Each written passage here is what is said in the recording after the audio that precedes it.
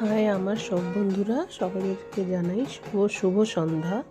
আর শীতলা মায়ের পুজো আমাদের পাড়ায় হয়েছিল, তারই ভিডিও আমি তোমাদের সবার কাছে নিয়ে এসেছি, আপলোড করেছি।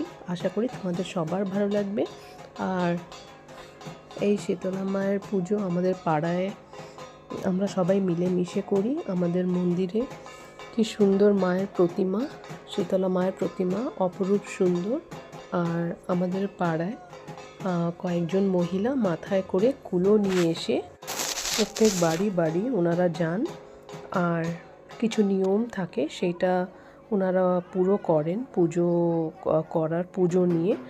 আর আমাদের সামনের বাড়ি, আমার বান্ধবীর বাড়িতেও ওনারা প্রথমে চলে গেছিলেন।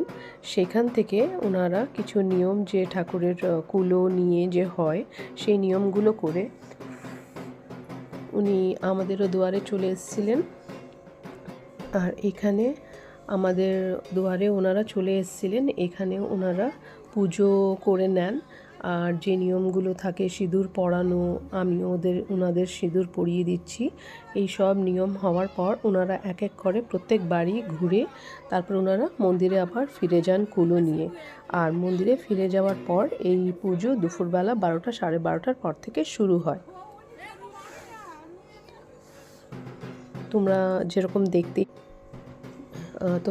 দেখতেই পারছো। আর ভীষণ আনন্দ লাগে এই পুজোয়। সেদিন ঠান্ডা খেতে হয়, পান্তা ভাত খেতে হয়।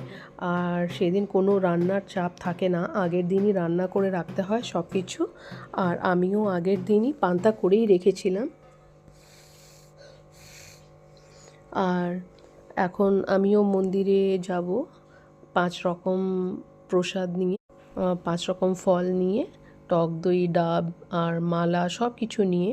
আর দিয়ে এসে মন্দিরে আমি ঠাকুরের কাছে ফল প্রসাদ দিয়ে এসে তারপরে আমরা দুপুরবেলা পান্তা ভাত খাই। আলু সিদ্ধ মেখে নেই সুন্দর করে, নিরামিষ আলুর চপ আর বেগুনি দিয়ে পান্তা খাই। আমরা প্রত্যেক বছরই এইভাবে পুজোটা করি।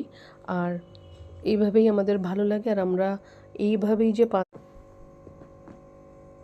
তোমাদের ভিডিওটা ভালো লেগে থাকলে নিশ্চয়ই একটা লাইক আর কমেন্ট করো। সবাইকে জানাই ধন্যবাদ। তোমরা সবাই ভালো থেকো।